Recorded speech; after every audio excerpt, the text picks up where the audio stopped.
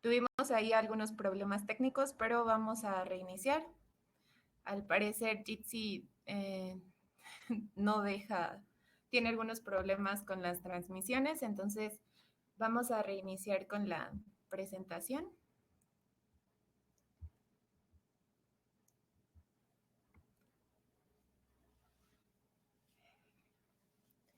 ¿Qué es lo que vamos a ver hoy? Es el diagnóstico interno. El diagnóstico interno de nuestros grupos. ¿Para qué necesitamos hacer esto? Bueno, ¿cuál es el objetivo de hacer este diagnóstico interno?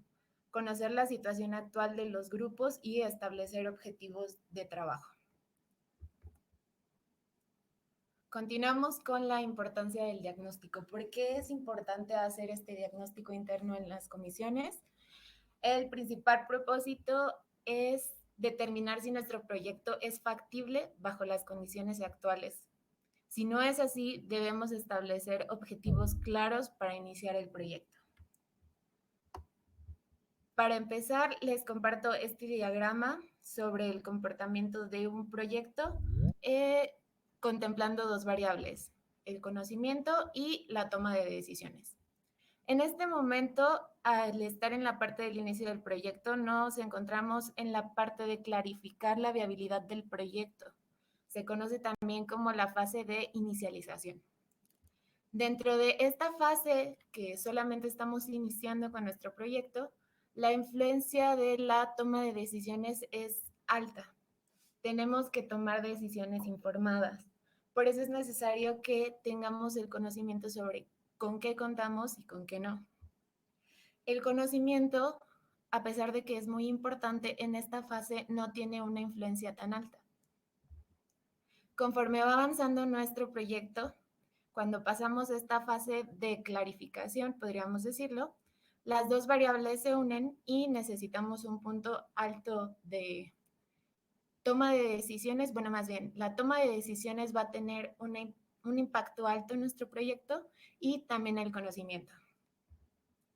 Este es el punto crítico en donde vamos a tomar la mayoría de las decisiones porque vamos a tener esta curva de conocimiento hacia arriba, que lo vamos a lograr como haciendo estos diagnósticos, haciendo talleres, compartiendo conocimiento entre nosotros para lograr este punto en donde tomemos decisiones importantes.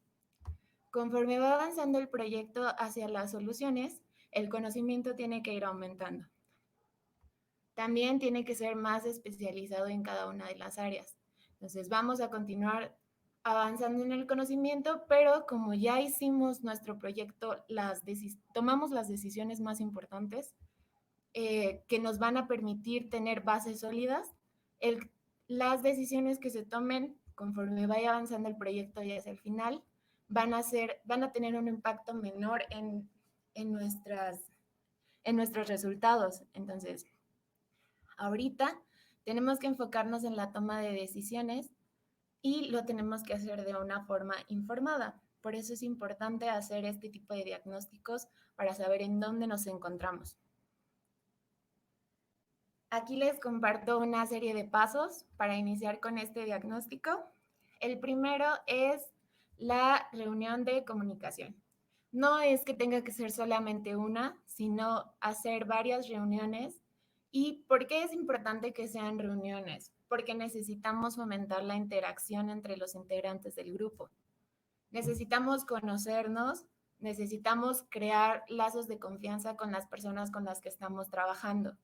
Es difícil porque estamos trabajando en un proyecto que es vía internet, entonces, ¿cómo podemos lograrlo? Lo podemos lograr trabajando juntos. Es algo que personalmente me ha funcionado mucho.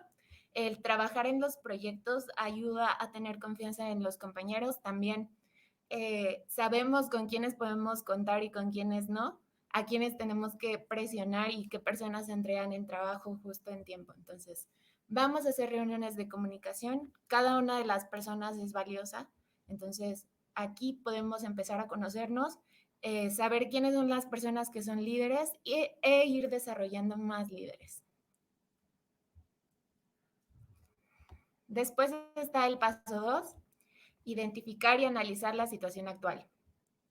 El número de participantes activos, la parte que nos comentaba el señor Búho en su taller del distrito electoral, cuántas personas hay de cada uno de los distritos, cuántas personas hay de secciones electorales, que la verdad es que ahí sí no me meto. Vaya, les recomiendo mucho ir al taller, va a haber otro.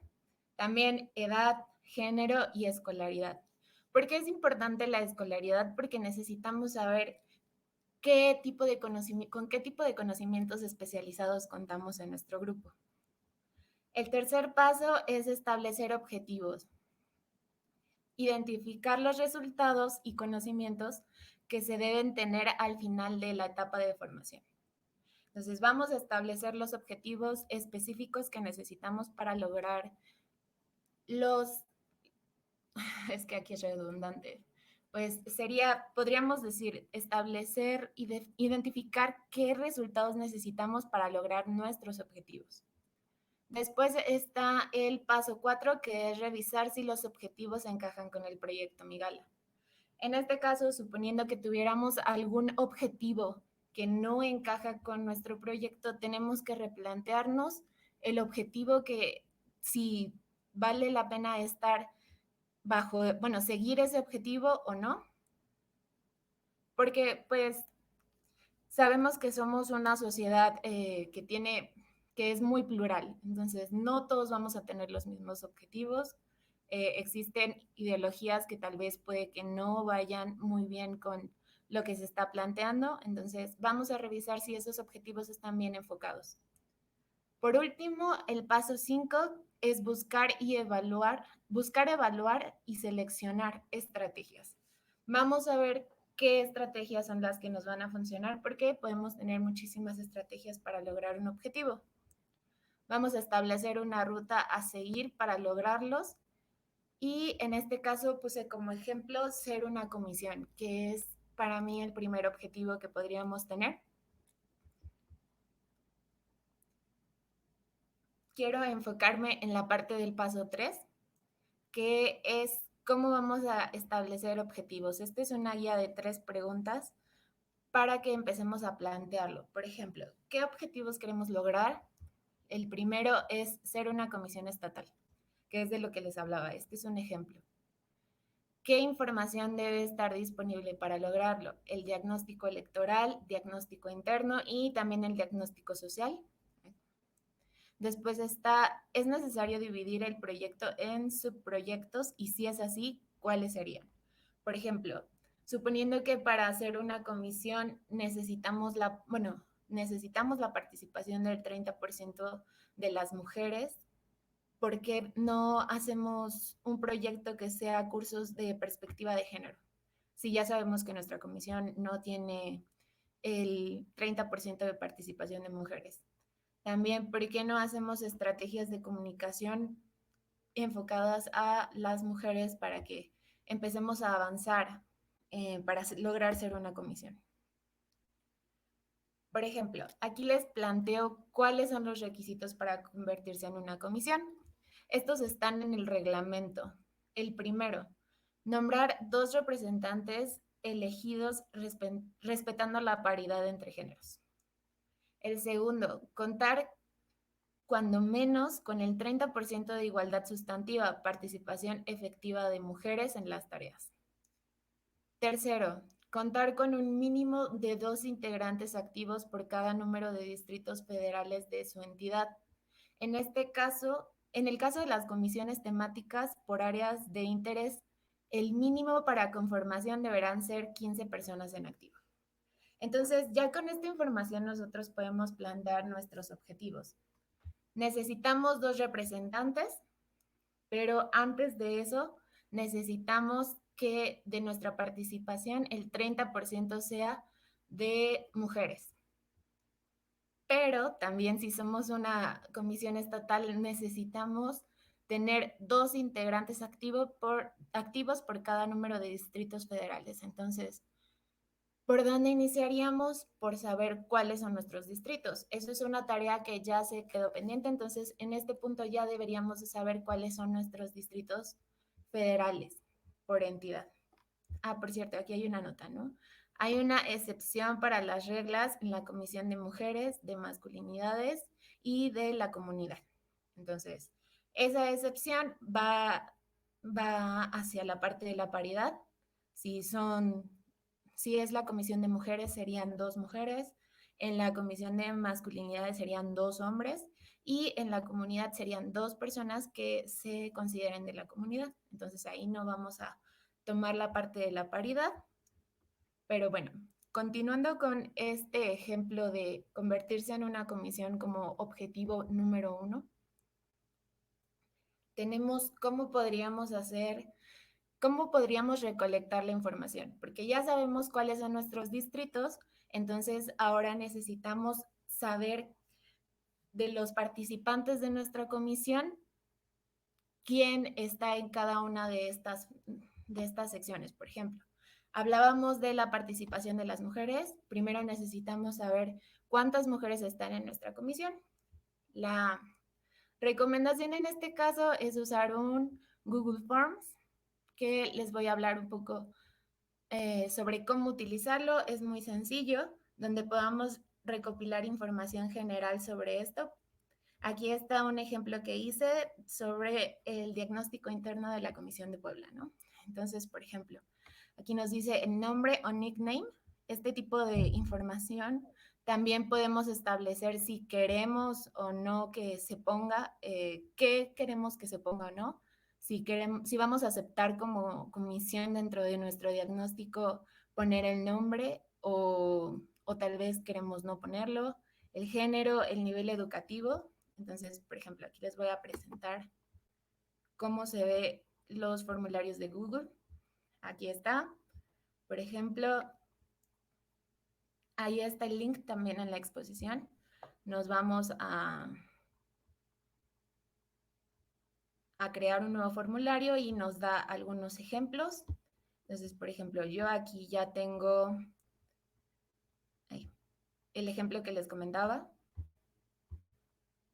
donde podemos editar cada una de las respuestas con, si queremos poner opción múltiple, casillas de verificación, que es para obtener varias respuestas.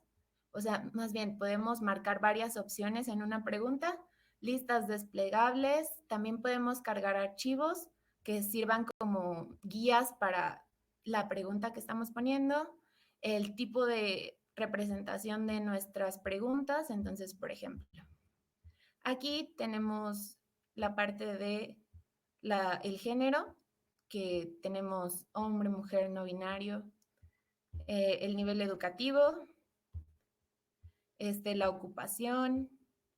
En esta parte de los textos, pues les recomiendo que no se utilicen tanto porque ya una vez que dejamos las respuestas abiertas es un poco más difícil analizarlo.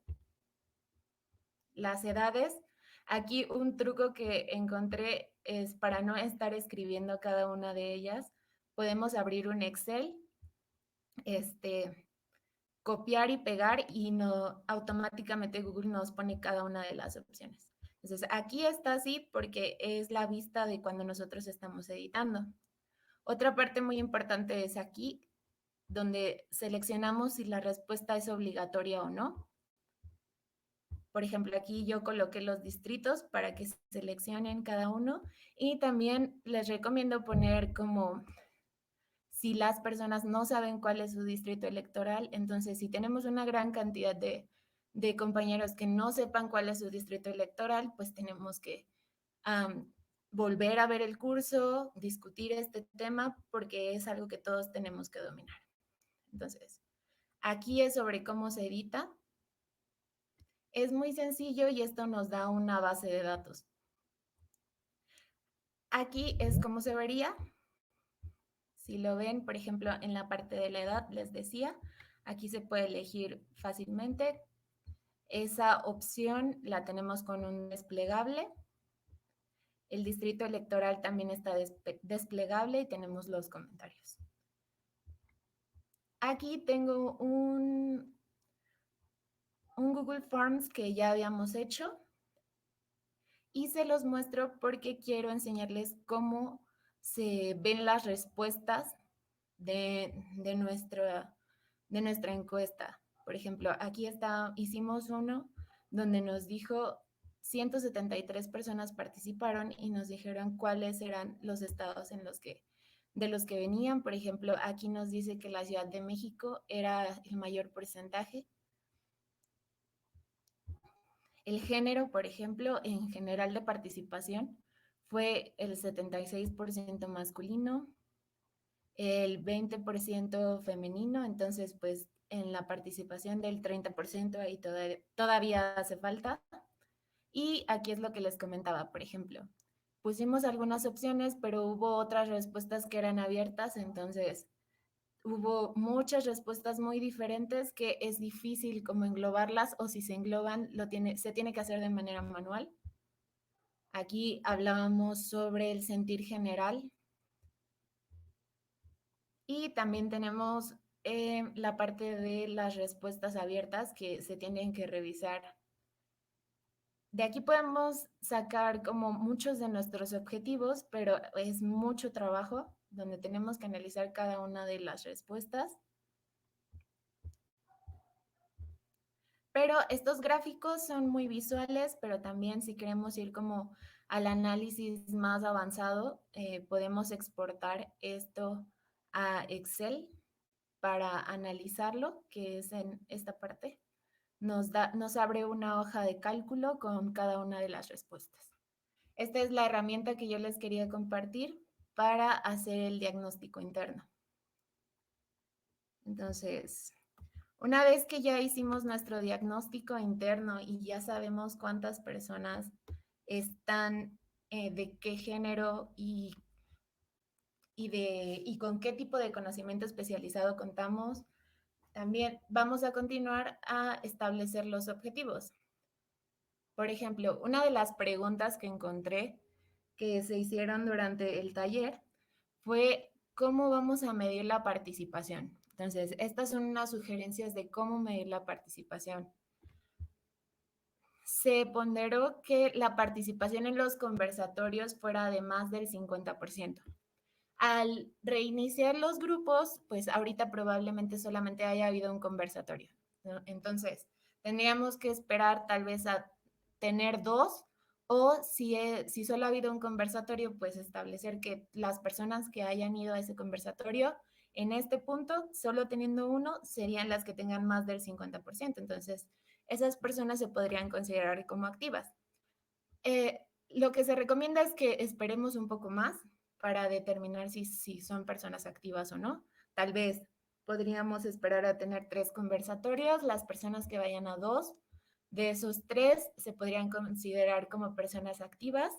También otra forma de participar es en la creación de documentos y en la participación en las discusiones que son en los chats, pero la forma como un poco más sencilla de medir esa participación es en los conversatorios. Entonces, la parte de la participación de las mujeres a veces es complicada en los conversatorios, por lo cual también se sugiere que seamos flexibles en cuanto a la disponibilidad de su tiempo y nos adecuemos a qué horarios son mejores para nosotras, en qué horarios podemos participar más, porque recordemos que pues existen muchas cargas sobre las mujeres como los cuidados, que es algo que tenemos que considerar y que es algo que se tiene que tomar en cuenta al momento de definir los horarios de los conversatorios. Tener un poco de acciones para mejorar la participación de las mujeres es algo que es necesario. Tal vez no un poco, un mucho. Entonces, una vez que ya sabemos cuáles son nuestros objetivos, que ya sabemos en qué punto estamos parados, yo les propongo esta guía sobre proyectos de solución. Entonces, tenemos que identificar cuál es la problemática con base en los objetivos que ya determinamos que tenemos como comisión. El primero es las identificar relaciones y mecanismos que están involucrados en el problema. ¿Cuáles ¿qué es lo que está pasando que nos está ocasionando este problema que queremos resolver, esta barrera que no nos permite avanzar en el proyecto, ¿no? El segundo es analizar qué tan profundamente es necesario ir para resolver el problema. Necesitamos delimitar el problema que tenemos, el que no nos deja avanzar.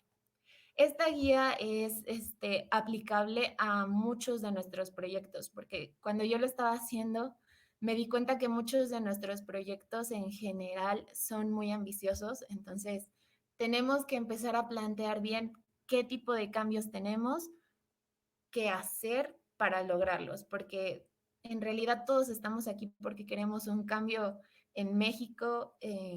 Eso no va a ser fácil de lograr, pero creo que si empezamos a plantearnos bien cuáles son nuestros objetivos, podemos lograrlo todos juntos.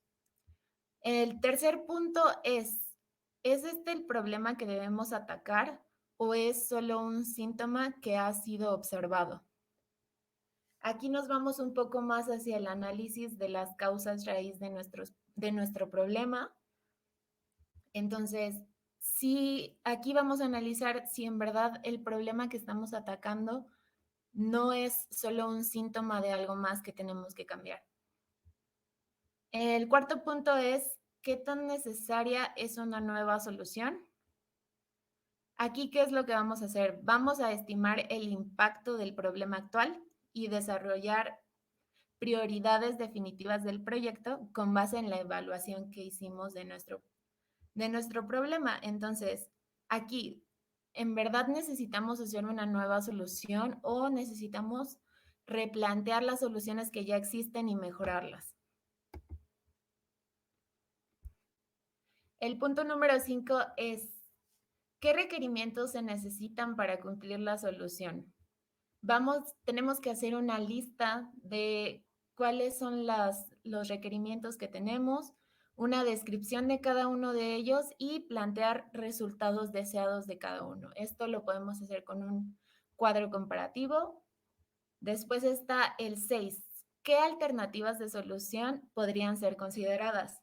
Aquí vamos a hacer una lluvia de ideas con todos nuestros compañeros porque necesitamos tener la visión lo menos sesgada posible y vamos a determinar si son factibles técnicamente, económicamente y políticamente. Aquí probablemente en muchos de los casos necesitemos apoyo externo o apoyo de las personas que tienen más conocimiento en estas áreas, por ejemplo, en la parte política, pero el punto también es que todos aprendamos a través de este camino. El punto número 7 es qué soluciones son más factibles. Ya tenemos una lluvia de ideas de todas las opciones que tenemos. Ahora tenemos que seleccionar de esas cuáles son más fáciles de lograr o cuáles se pueden lograr y nos van a dar resultados mejores. Seleccionar entre cada una de ellas y determinar si nuestra organización tiene las competencias apropiadas. En este caso, como organización, sería nuestra comisión. También tenemos que determinar si se necesitará apoyo externo, que es lo que les comentaba. Por eso es importante que hagamos este diagnóstico y también es importante saber qué conocimientos tenemos. Yo realmente creo que a pesar de que sea un poco más tardado, se puede ir desarrollando cada una de las personas de nosotros para poder avanzar en estos proyectos. Sí nos llevaría un poco de tiempo, pero bueno, también es algo que como sociedad necesitamos. El punto número 8 es qué riesgos están asociados al proyecto. Esta parte es muy importante porque necesitamos determinar cuáles son los riesgos de nuestro proyecto. ¿Qué podría pasar si no hacemos las cosas bien? Tenemos que determinar qué tan tolerables son estos riesgos, porque incluso tal vez si hacemos bien las cosas, sabemos cuál es nuestro país, entonces existe ese riesgo y necesitamos saber qué tanto es lo que vamos a tolerar en cuanto a eso. Y por último, cómo pueden ser minimizados. Minimizar los riesgos en un proyecto es algo indispensable. Necesitamos buscar maneras de que toda esta participación que estamos haciendo, todo este esfuerzo, no ponga en riesgo a las personas. Y también por eso mismo tenemos, por ejemplo, el reglamento para evitar que existan ese tipo de riesgos o también riesgos personales, como ya nos han comentado compañeros que están en estados que son más problemáticos, donde la política tal vez sí es un riesgo y eso es algo que sabemos. Entonces, tenemos que trabajar en minimizar los riesgos, pero antes de eso tenemos que conocer cuáles son. Entonces, ahí hay tarea para cada uno de nosotros. Y esa sería toda mi presentación. Entonces podemos pasar a la parte de preguntas. Sean amables.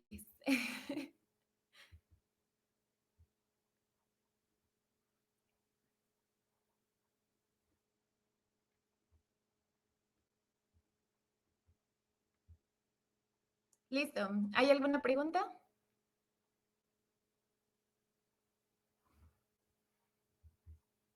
¿Sí se escucha?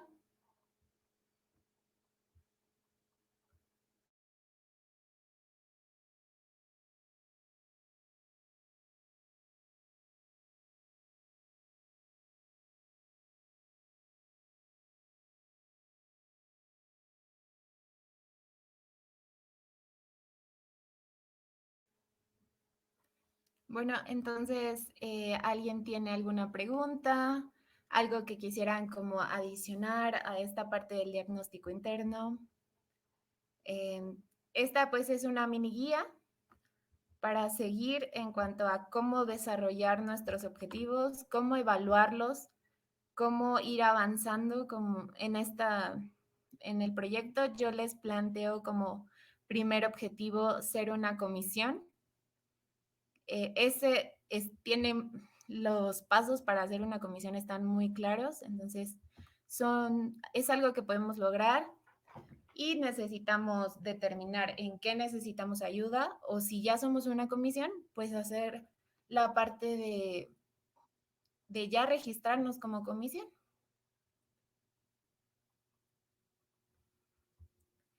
Si nadie tiene dudas, pues podríamos dar como terminado el taller. Igual, y si algo no se entendió muy bien, eh, también pueden decirme para mejorarlo en el PDF que les voy a compartir. Pero bueno, nadie. ¿Seguros?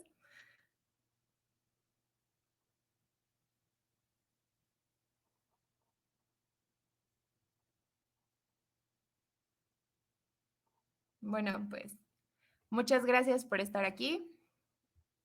Entonces, vamos a terminar la transmisión